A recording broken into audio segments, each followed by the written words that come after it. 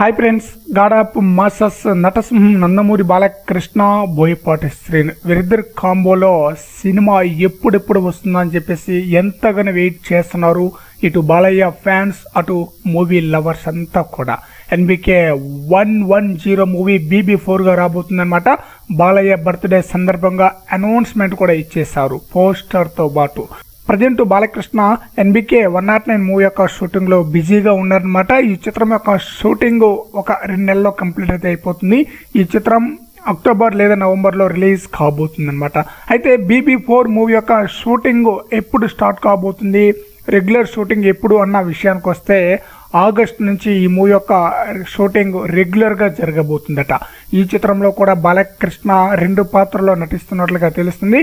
అయితే ఈ చిత్రం అఖండ సీక్వెల్ వేరే స్టోరీని అన్న క్లారిటీ కూడా ఇంకా రావాల్సి ఉంది. బహుశా ఒక 10-15 రోజుల్లో వాటికి సంబంధించిన కూడా క్లారిటీ అయితే రాబోతుందన్నమాట.